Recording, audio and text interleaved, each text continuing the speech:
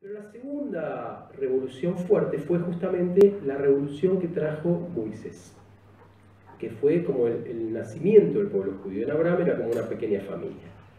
¿Cuál fue la revolución de Moisés que hoy todavía se sigue celebrando en el mundo judío en Pesaj, que es el origen de la Pascua, y en el mundo cristiano en Pascuas? Resignificado, ¿no? ¿Qué hizo Moisés en Egipto ahí hace como 3.300 años? Una cosa así.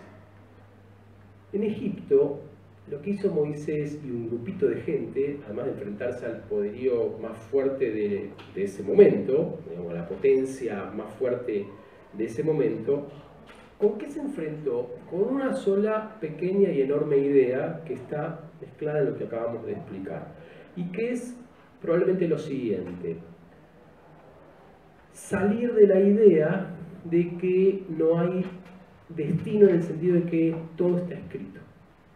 Si todo está escrito y si todo está... A ver, voy a borrar lo que dije recién. Voy a ponerlo de esta manera.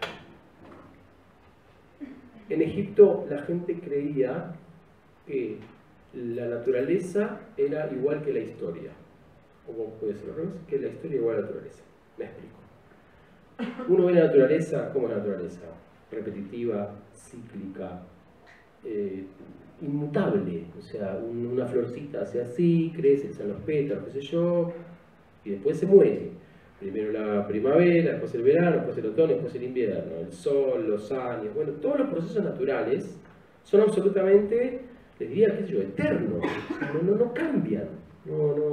A grandes rasgos es lo mismo un perro hoy que un perro hace, qué sé yo, 40.000 años. Es un perro, ¿está bien? No cambia. Ahora, el problema con muchas sociedades hasta hoy mismo es que aquellos que las lideran convencen a mucha gente, lamentablemente, de que la historia tiene el mismo sistema. Y así funcionan los grandes imperios. Es decir, si vos naciste esclavo, eso no es una cuestión social. O sea, es social, pero es natural. Tu hijo va a ser esclavo, tu nieto va a ser esclavo, y tu tataranieto también.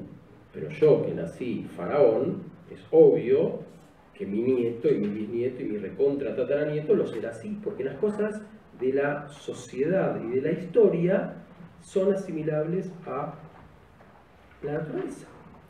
Esto que hoy nosotros lo tomamos como algo medio raro, sigue funcionando en muchos lados del planeta, con otros métodos, con otros disfraces, pero hay mucha gente que piensa que las cosas siempre van a ser así y que no tienen ni las herramientas ni la fe para cambiar nada. Y lo único que hizo Moisés fue decir esta frase: las cosas como son no tienen por qué seguir siendo así, y no van a seguir siendo así siempre.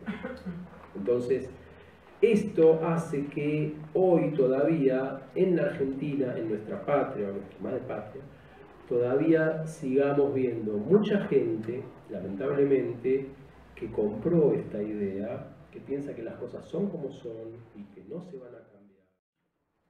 Voy a ponerme en el lugar, voy a ocupar el lugar.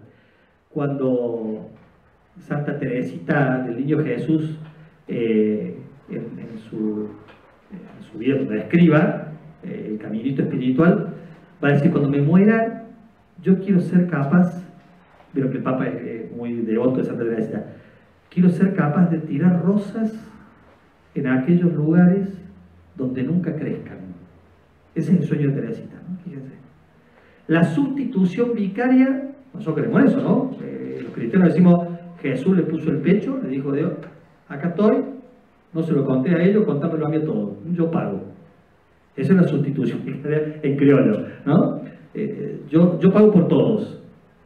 Eso, yo pago por todos, yo me hago cargo de todo, para nosotros se llama negarse a sí mismo, cargar la cruz, esclavo de todos, lavar los pies. Ese puede ser un aporte, ¿eh? Yo me hago cargo de los quiebres, de las divisiones. Yo me hago cargo. Hacerse cargo es entrar en empatía, compadecerse.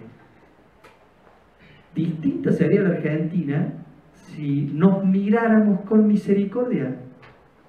La misericordia incluye eso que les pongo del texto de Marcos, ¿no? El texto de Marcos en un momento anuncia por tercera vez la pasión. Siempre Marcos puso anuncio de pasión y después mostró a algún discípulo que estaba en cualquiera, o sea que no entendía nada. Anuncia la pasión y después Santiago y Juan se le acercan y le dicen, che, el Papa lo comentó el otro día en una homilía, che, déjame estar a la derecha y a la izquierda. ¿Qué hace Jesús? Se da cuenta que les cuesta el servicio. Entonces, llamándolo a todos, lo puse ahí, llamándolo les dice, saben que los que son tenidos como jefes de las naciones las dominan como señores absolutos y sus grandes las oprimen con su poder.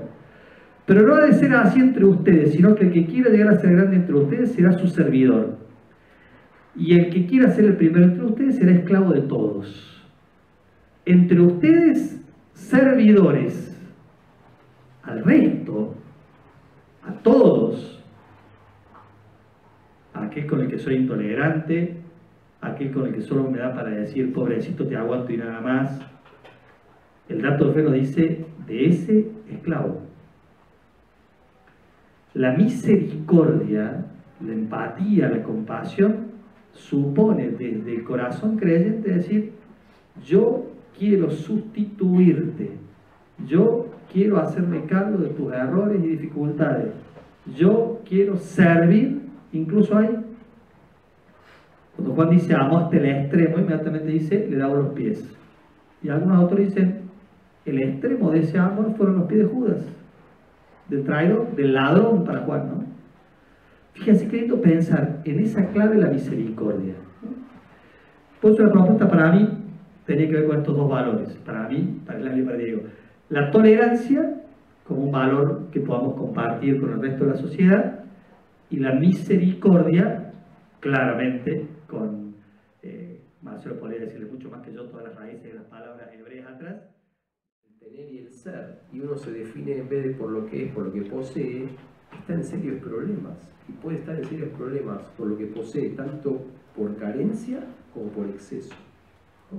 A veces uno como que se apiada con razón en la compasión que explicaba también Chovy, de aquellos que, bueno, incluso que no tienen casi ninguna posesión, pero también les digo, aquellos que la exceden, realmente no para apiadarse, pero digo, en el fondo también están, me parece, de alguna manera perdiendo nivel.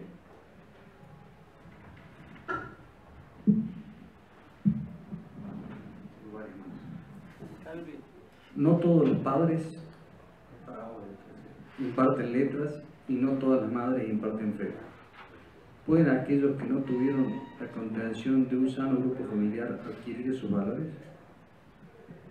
Es una pregunta brillante. Cuando hay una pregunta brillante, en general las respuestas no lo son. O sea, pero es absolutamente, o sea, la respuesta es absolutamente sí. Por supuesto, son, digamos, como, justamente la palabra, patrones de pensamiento. Pero no quiere decir que aquel que no tuvo un buen padre, en los términos que lo explicamos, o una buena madre, en los términos que lo explicamos, está perdido. Porque si no, estaría otra vez cayendo en esa falacia de las cosas son como son y no se pueden cambiar. Entonces, justamente, aún a pesar, y hay un montón de ejemplos de gente que tuvo una infancia atroz y terrible, eso no quiere decir más que pobre que tuvo una infancia atroz y terrible. Si de ahí esa misma persona con la misma infancia, digamos, no está escrito en el sentido, no hay una linealidad en que todo aquel que tuvo una infancia terrible va a terminar X, o todo aquel que tuvo una infancia fantástica va a terminar Y. No hay que ver. Obviamente, en términos generales, si un padre cumple con esto y una madre cumple con esto, es como que favorece, pero nada garantiza. O sea, garantías en esto, nada, cero. Pero, ¿cómo? No digo, Juan Pablo II, uno puede escribir su orfandad, atravesado por regímenes totalitarios, campos de concentración, y lo que podría haber salido es algo totalmente distinto, ¿no? Bien, hablando de eso, les voy a dar un ejemplo que me parece a mí uno de los más impresionantes en este sentido. Justo porque nombraste el campo de concentración me acordé. Había un pueblito dentro de la Segunda Guerra Mundial, todo el tema de la Shoah, del Holocausto. Había un pueblito que se llama Jedwabne, un pueblito chiquito, que sería como, qué sé yo, como La Calera, una cosa así, en Polonia. Y alrededor de ese pueblo había 3 poblados más chiquitos todavía. 3 poblados más chiquitos que usaban este pueblo Jedwabne como su centro, digamos, que iban ahí a la escuela, que iban ahí a las compras. Bueno, entran los nazis. En esos pueblitos había habitantes judíos y empiezan a buscarlos. Y entran a los 3 pueblitos chiquititos. La misma gente, porque, o sea, qué diferencia de educación o de nada puede haber en 3 pueblitos chiquititos de 1000 personas cada uno, ¿no? En donde una parte de la población era judía, más o menos un 30%. Increíble la historia. Entran los nazis a los 3 pueblos.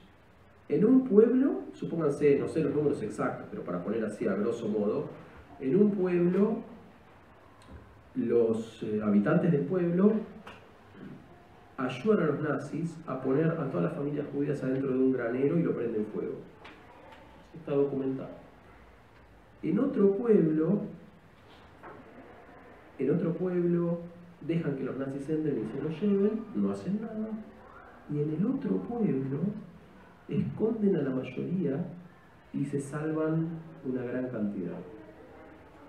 Cuando leía estas historias y las estudiaba, no podía, o sea, la misma gente, entre comillas, pero cada uno con la misma vecindad, con la misma educación, con el mismo clima, todo igual. Y vos tenés las 3 reacciones. Tipos que colaboran y que sacan lo peor de sí y pueden ser capaces de prender fuego a una familia, porque sí. Tipos que son indiferentes y dejan hacer, o tipos que se juegan, ¿no? Y frente a algo que ven como malo, tratan de poner su cuota de humanidad. 3 kilómetros de diferencia entre cada pueblito y una diferencia abismal en cuanto a cómo responde cada uno. Por eso no está asignado que por no tener un padre así o una madre así pase. Por supuesto que hay otras fortalezas y maneras de generar fe, libertad, respeto a las normas, si uno tuvo la desgracia de no tener buenos padres. Mejor tenerlos, pero si no, esto no quiere decir, en principio, más que eso. La religión debe ser motor de cambio. ¿No creen que a veces la Iglesia, los representantes de las religiones, se concentran mucho en la adoración y un poco menos en contagiar la acción?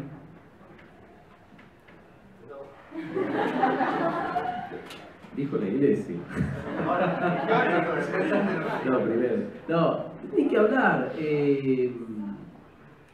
A ver. En Maimónides, que era probablemente el filósofo y teólogo judío más importante de todas las épocas, que era médico además, y que encima era el médico del califa de Egipto, que era el Saladino, que vivió en el año, era cordobés, pero cordobés español. Vivió en 1135, nació, murió en 1204, eso para ubicar. Maimónides decía que si uno tuviera que y pudiera como distribuir su tiempo más o menos ordenadamente, debiera dedicar 1/3 de sus días, digamos, dividir sus días en 3, y cada uno de estos tercios dedicarse, entre comillas, full, pero de a tercios. Y decía, uno es, esto está basado en un texto de lo que se llama la Torá oral, el Talmud, no importa, de la sabiduría rabínica muy antigua, que dice que el mundo está basado en la Torá, que sería Torá en el sentido estricto es como Biblia, pero en el sentido amplio es como la enseñanza, el estudio. 1, estudio. 2, culto, oración. 3, desarrollo social. Vale decir que Maimónides decía, vos querés entender de qué se trata ser, en este caso decía, un buen paisano, un buen judío, vos tenés que desarrollar estos tres campos más o menos de manera proporcional. Vos tenés que estudiar, tenés que desarrollar tu intelecto, tenés que desarrollar tus capacidades intelectuales. Empezá, digamos, por esto, pero es en el sentido más amplio del término, estudio. Entonces, vos desarrollás tu mente, tu intelecto, desarrollo intelecto. Pero si vos estás todo el día estudiando dentro de una biblioteca, no es que esté mal, está bien, pero estás perdiendo otros dos planos. ¿Cuáles son? El segundo es el culto, el desarrollo espiritual, la oración, el rezo, el contacto con lo trascendente, el desarrollo que ya no va con la cabeza, sino que va con el corazón, el desarrollo del espíritu. Pero si vos estás todo el día en un monasterio rezando, puede ser muy lindo y muy grato, tu espíritu explota, pero te faltan los otros dos. Tenés que estudiar un poco para desarrollar tu intelecto y te falta el tercer área, que sería lo que podría en hebreo llamarse acá, que es la justicia social o el desarrollo social, que tiene que ver ya no con la mente o con el corazón, sino con el brazo, con la mano, con darle a otro y saber que hay otros. Claro, el tipo que se pasa ayudando en una villa de emergencia toda su vida, obvio que está bien, pero se olvida también a veces de su desarrollo espiritual y desarrollo intelectual. Entonces, Maimónides decía con gran sabiduría, a mi juicio, que si vos querés tener una buena vida en términos religiosos, en sentido amplio, tendrías que desarrollar estas tres vías. Y no irte, entre comillas, no casarte con ninguna, sino tener como estas tres vetas desarrolladas. Tu desarrollo intelectual, sin dejar de lado tu desarrollo espiritual y sin dejar de lado el desarrollo social. Y si las puedes combinar, ¿Partes del catecismo de la Iglesia Católica?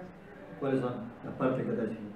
Creen, la primera, celebran la liturgia, viven mandamientos de bienaventuranzas y la acción social de la Iglesia, y después la oración del Padre Nuestro, ¿no? Es el mismo esquema. La Iglesia dice, la Iglesia subsiste en aquel lugar donde hay catequesis, donde se celebran los sacramentos, donde se vive la comunidad, la caridad, caritas, liturgia, catequesis, y donde hay un espacio de comunión. Eso es la Iglesia, ¿no? Exactamente lo mismo, ¿no? Porque la coinonía para la Iglesia es la comunión de los corazones más allá de la catequesis y la liturgia. Y la pregunta decía algo de que a veces estamos más pendientes de eso, sí, para la Iglesia. Concentra mucho más la adoración y un poco menos en contagiar la acción. A mí me encanta el Papa, ¿eh? Dice, Ignacio lo debe saber mejor que yo porque lo recibió de manos propias a la exhortación, pero en su constante discernimiento la Iglesia también puede llegar a reconocer costumbres propias no directamente ligadas al núcleo del Evangelio, algunas muy arraigadas a lo largo de la historia, que hoy ya no son interpretadas de la misma manera y cuyo mensaje no suele ser percibido adecuadamente. Pueden ser bellas, pero ahora no prestan el mismo servicio en orden a la transmisión del Evangelio.